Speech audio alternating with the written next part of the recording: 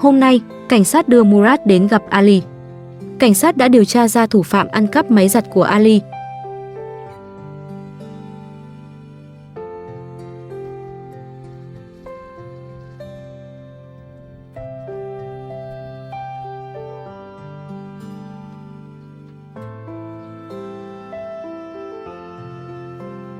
Sinh tồn tự nhiên review, hãy đăng ký và theo dõi chúng tôi. Đây là động lực to lớn để chúng tôi tạo ra những video thật ý nghĩa gửi đến người xem. Chân thành cảm ơn.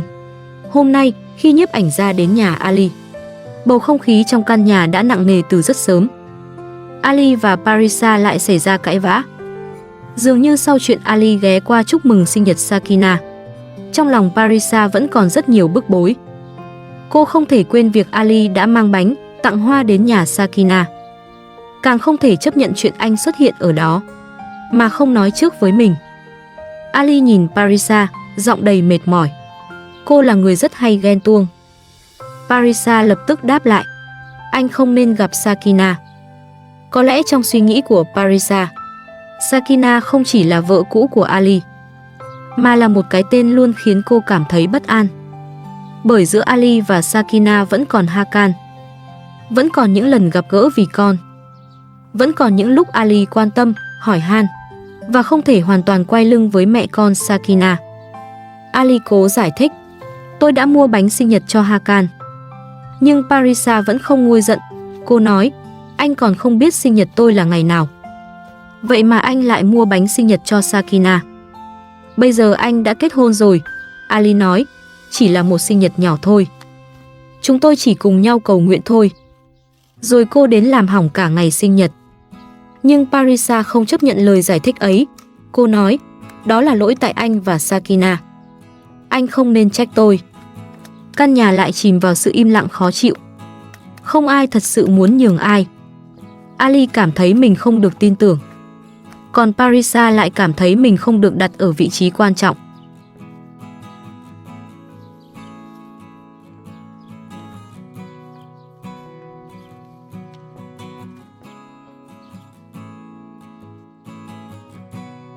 Sau đó, Ali quay vào trong ăn sáng.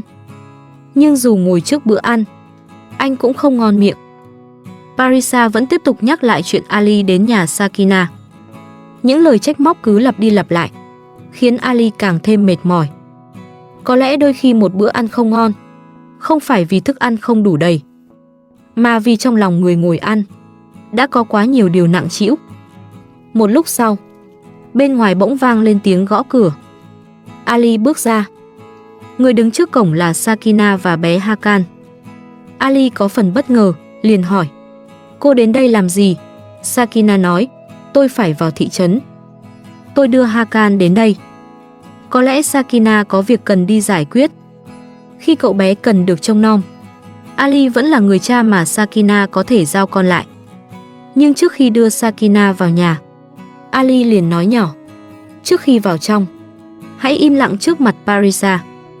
Câu nói ấy nghe qua rất ngắn, nhưng nó cũng cho thấy Ali hiểu rõ căn nhà này có thể lại xảy ra căng thẳng bất cứ lúc nào.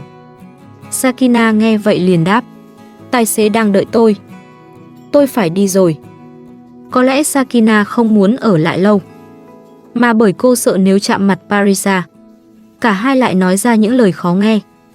Sakina vốn đã quá mệt mỏi với những cuộc đôi co. Cô không muốn giải thích thêm, cũng không muốn bị cuốn vào những mâu thuẫn không có hồi kết.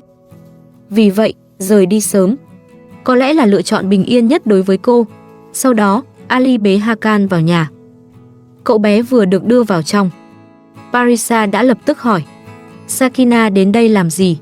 Ali đáp, cô ấy đưa Hakan đến.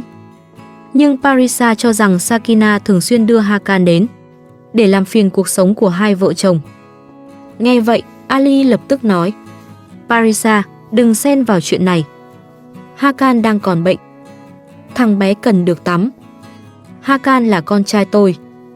Trời nóng quá, Hakan đang bệnh. Đi ngoài đường không tốt. Hakan nên ở lại đây.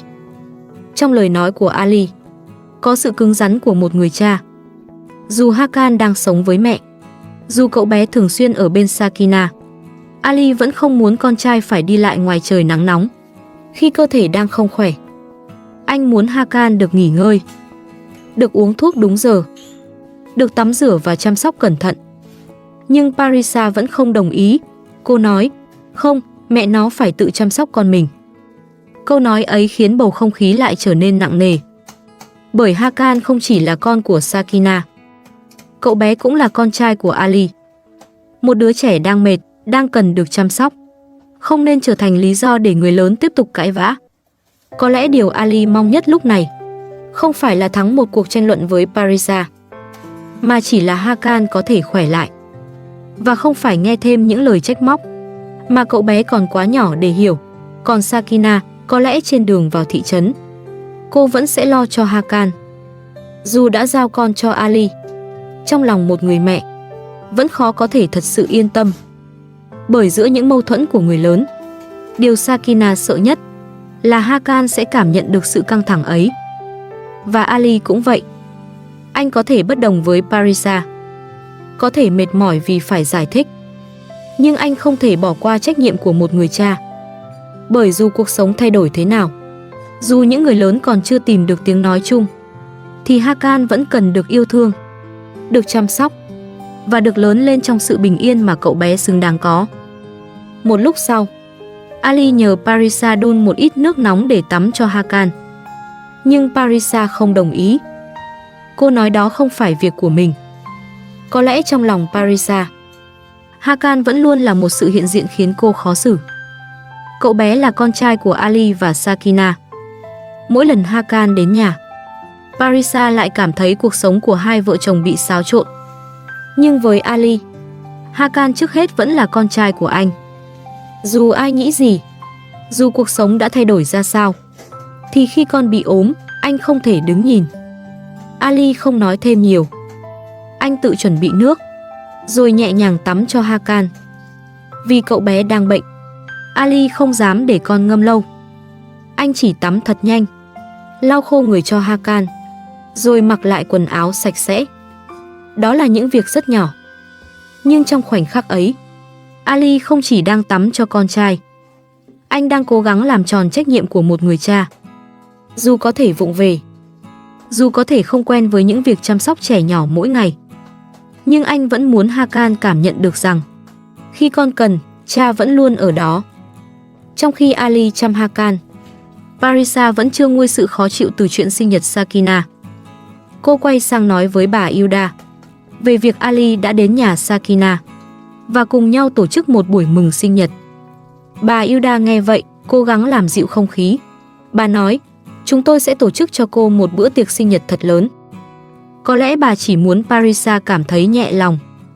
Nhưng Parisa vẫn nói bằng giọng đầy bức bối, Ali không có quyền tổ chức tiệc sinh nhật cho Sakina. Nghe những lời ấy, Ali quay lại nói, không phải việc của cô. Hãy chăm sóc Hakan cho tốt. Nhưng Parisa lập tức đáp, tôi không liên quan. Anh tự chăm con anh đi. Câu nói ấy khiến bầu không khí trong nhà trở nên nặng nề. Bởi Hakan vẫn còn nhỏ. Cậu bé không hiểu vì sao người lớn lại căng thẳng với nhau. Ali dường như cũng không muốn tiếp tục tranh cãi. Anh quay sang bà Yuda, nói về những công việc đang chờ ngoài sân. Ngày mai cháu sẽ đến chính quyền địa phương để lấy dụng cụ san phẳng sân. Sau đó còn phải đổ vữa xuống sân nữa. Xi măng đã mua rồi. Chúng ta phải đi sớm. Có lẽ Ali chọn nói về công việc để tạm tránh khỏi những lời cãi vã. Bởi trong căn nhà này vẫn còn biết bao thứ phải hoàn thành. Mỗi việc nhỏ đều là một phần trong kế hoạch để căn nhà trở nên gọn gàng và ổn định hơn. Sau đó, Ali mang quần áo của Hakan ra giặt. Từng chiếc áo nhỏ được giặt sạch. Những bộ đồ vừa dính mồ hôi, vừa dính bụi đường, được anh cẩn thận vò lại bằng tay. Có lẽ Ali cũng không nghĩ rằng sẽ có ngày mình phải tự làm những việc như thế. Nhưng khi con trai ở bên cạnh, anh hiểu rằng không thể chờ ai khác. Làm cha đôi khi là như vậy. Không chỉ là những lời nói yêu thương, mà còn là tự tay pha thuốc, tự tắm cho con, tự giặt quần áo khi con đang bệnh và cần được chăm sóc. Giặt đồ xong, Ali quay trở vào nhà phụ giúp mọi người chuẩn bị bữa trưa. Còn bà Yuda lại bước ra khu vườn nhỏ phía trước sân. Bà mang nước tưới cho rau, hoa và những cây ăn quả đã được trồng từ nhiều ngày trước. Qua một thời gian chăm sóc, khu vườn nhà Ali giờ đây cũng dần xanh hơn. Những luống rau đã lên lá. Một vài cây hoa bắt đầu có sức sống. Những gốc cây nhỏ cũng đang cố vươn lên giữa khí hậu nóng bức của vùng núi. Đó là thành quả của Ali và bà Hilda. Là những ngày hai người không ngại nắng, không ngại đất bám đầy tay, không ngại phải tưới từng gốc cây, nhổ từng đám cỏ và chăm chút từng khoảng đất nhỏ. Một khu vườn không thể xanh chỉ trong một ngày. Cũng giống như một mái nhà, muốn có sự ấm áp, phải cần rất nhiều sự kiên nhẫn. Một lúc sau khi được tắm, uống thuốc và nghỉ ngơi, Hakan dần mệt rồi ngủ thiếp đi. Cậu bé nằm yên, hơi thở nhẹ hơn. Có lẽ cơ thể nhỏ bé ấy cuối cùng cũng cần một giấc ngủ thật sâu để hồi phục sau những ngày bị cảm. Đúng lúc Hakan đang ngủ, Sakina cũng trở về sau khi giải quyết công việc trong thị trấn. Vừa bước vào, cô lập tức hỏi Ali: "Thằng bé tắm rồi à?" Ali đáp: "Rồi, giờ nó đang ngủ." "Bữa trưa sẵn rồi, ở lại ăn cùng chúng tôi." Đó là một lời mời rất tự nhiên. Ali biết Sakina vừa đi việc về, và có lẽ anh cũng muốn cô ngồi xuống nghỉ một chút trước khi bế Hakan trở về. Nhưng Sakina chỉ nhẹ nhàng đáp: "Không cần đâu, tôi phải đi. Tài xế đang đợi chúng tôi. Cảm ơn, xin lỗi nhé đã làm phiền mọi người." Sakina không muốn ở lại lâu. Có lẽ cô không muốn sự có mặt của mình lại khiến căn nhà thêm căng thẳng. Cô chỉ đến để đón Hakan. Sau khi Sakina bế Hakan rời khỏi nhà, căn nhà của Ali lại rơi vào bầu không khí nặng nề. Anh quay sang nhìn Parisa. Sự mệt mỏi tích tụ từ sáng đến giờ cuối cùng cũng biến thành tức giận. Ali nói: "Parisa, không cần phải làm mất mặt chúng tôi trước mặt mọi người." Có lẽ điều khiến Ali khó chịu nhất không chỉ là Parisa không muốn chăm Hakan, mà là thái độ lạnh lùng của cô. Ngay khi Sakina vừa đến đón con, Sakina đã cố gắng giữ khoảng cách. Cô không ở lại ăn trưa, không muốn tranh cãi, cũng không muốn làm căn nhà này thêm ngột ngạt. Nhưng Parisa vẫn khiến mọi chuyện trở nên khó xử. Đáp lại sự tức giận của Ali, Parisa chỉ thản nhiên nói: "Đi dọn bàn đi." Câu nói ngắn ngủi ấy càng khiến Ali cảm thấy mình không được tôn trọng. Anh nói: "Đừng làm tôi tức giận." Nhưng Parisa vẫn không chịu nhường bước. Cô đáp: "Đừng la hét, nói nhỏ thôi." Rồi Parisa bảo Ali vào ăn cơm. Cô nói anh đừng nhắc lại chuyện đó nữa. Nhưng Ali lúc này đã không còn tâm trạng để ăn. Bữa cơm đã được dọn ra, thức ăn vẫn còn nóng, nhưng trong lòng anh, mọi thứ đều trở nên nhạt nhẽo. Có những lúc người ta không thể nuốt nổi một miếng cơm, không phải vì mệt sau công việc, mà vì những lời nói vừa nghe đã khiến lòng mình quá nặng nề. Ali nhìn Parisa rồi nói: "Cô không có quyền thiếu tôn trọng mọi người." Có lẽ trong suy nghĩ của Ali, Sakina có thể không còn là vợ anh, nhưng cô vẫn là mẹ của Hakan, là người đã một mình chăm sóc con trai họ. Và khi Sakina đến chỉ để đón Hakan, Ali không muốn cô phải rời đi trong cảm giác bị coi thường. Parisa lập tức đáp: "Im lặng đi." Những lời qua lại ngày càng gay gắt. Ali nói: "Cô không có quyền nói năng hỗn láo với tôi." Parisa vẫn cố giữ giọng thấp hơn, nhưng sự bực bội cũng không hề biến mất. Có lẽ Parisa cũng không muốn cuộc tranh cãi tiếp tục, nhưng cô vẫn chưa thể chấp nhận việc Hakan thường xuyên xuất hiện trong nhà Ali. Càng không thể dễ dàng chấp nhận việc Sakina vẫn có mặt trong cuộc sống của chồng mình. Ali nhìn Parisa. Giọng anh chậm lại nhưng đầy sự cứng rắn. "Tôi phải có trách nhiệm với Hakan. Tôi là cha của thằng bé." Đó không chỉ là một lời giải thích, mà là điều Ali muốn Parisa phải hiểu. Bữa cơm hôm ấy không ai còn cảm thấy ngon miệng. Ali mang trong lòng sự bức bối của một người cha, muốn chăm lo cho con trai mình. Còn bà Hilda có lẽ chỉ biết lặng im nhìn hai người, bởi bà hiểu rằng một mái nhà không chỉ cần cơm nóng và căn phòng sạch sẽ, mà còn cần sự tôn trọng, cần sự thấu hiểu, và cần cả một khoảng lòng đủ rộng để một đứa trẻ như Hakan không phải trở thành gánh nặng trong những mâu thuẫn của người lớn. Một lúc sau, giữa lúc căn nhà của Ali vẫn còn đầy những căng thẳng sau cuộc cãi vã, bên ngoài bỗng vang lên tiếng gõ cửa dồn dập. Ali lập tức bước ra ngoài xem có chuyện gì. Và cảnh tượng trước mắt khiến mọi người trong nhà không khỏi bất ngờ. Người đứng ngoài cổng là Murad. Đi cùng ông ta còn có 2 viên cảnh sát. Ali nhìn thấy chiếc máy giặt được mang tới, liền vội vàng hỏi: "Máy giặt là tang vật à?" Một viên cảnh sát trả lời: "Đúng vậy, chúng tôi đang điều tra vụ việc liên quan đến Murad." Murad lập tức phản đối. Ông ta lớn tiếng nói rằng mình không phải kẻ trộm, rằng mọi người đang vu oan cho ông. Murad nói: "Tôi không phải kẻ trộm, hãy thả tôi ra. Mohsen mới là kẻ trộm." Nhưng phía cảnh sát nói rằng, theo điều tra ban đầu, Mohsen đã nhắc đến việc lấy đồ theo chỉ đạo của Murad. Nghe đến đây, Ali bước đến gần chiếc máy giặt. Anh kiểm tra kỹ từng chỗ, nhìn lại những vết bẩn, những dấu hiệu quen thuộc trên thân máy. Rồi Ali khẳng định, máy giặt này đúng là của chúng tôi. Đây là món đồ rất quý giá trong nhà. Nó đã bị lấy trộm. Mọi người tìm thấy nó ở đâu? Viên cảnh sát cho biết Mohsen là người quen, cũng là người từng làm cùng Murad. Thông tin ấy khiến Ali càng thêm bức xúc. Bởi trước đó, gia đình anh đã phải sống trong lo lắng. Không chỉ mất máy giặt, mà còn mất tiền và nhiều đồ đạc khác. Ali nói rằng Murad cần bị xử lý, rằng Mohsen là một người nguy hiểm. Nhưng trong lúc vụ việc vẫn chưa có kết luận cuối cùng, mọi thứ vẫn cần được điều tra rõ ràng. Anh quay sang chất vấn Murad: "Ông không có quyền lấy trộm đồ của chúng tôi." Murad vẫn liên tục phủ nhận. Ông ta nói: "Tôi không phải kẻ trộm." Viên cảnh sát giải thích rằng, ở thời điểm này Murad chưa bị xác định là người trực tiếp lấy chiếc máy giặt. Tuy nhiên, cảnh sát cho biết Murad và Mohsen từng đi cùng nhau, và Murad có dấu hiệu liên quan đến vụ việc. Mohsen hiện vẫn chưa bị bắt. Chỉ khi Mohsen bị bắt và lời khai được kiểm tra đầy đủ, toàn bộ sự việc mới có thể sáng tỏ. Ali nghe vậy liền nhắc đến số tiền mà gia đình đã bị mất. Anh nói: "Số tiền bị mất của chúng tôi cũng phải được tìm lại." Viên cảnh sát đáp rằng khi vụ việc được làm rõ tại cơ quan chức năng, mọi chứng cứ và lời khai sẽ được xem xét. Hiện tại, Murad có thể được giữ lại để phục vụ điều tra, nhưng cũng có thể được thả nếu chưa đủ căn cứ. Nghe vậy, Ali càng không khỏi lo lắng. Anh nói: "Người này lúc nào cũng gây rắc rối cho chúng tôi. Họ đã làm gia đình chúng tôi rối tung lên. Mohsen có thể là chủ mưu, nhưng Murad vẫn nên bị tạm giữ." Viên cảnh sát chỉ có thể trấn an Ali. Ông nói vụ việc vẫn chưa rõ ràng. Cảnh sát cần thêm thời gian điều tra, để tránh kết luận sai cho bất kỳ ai.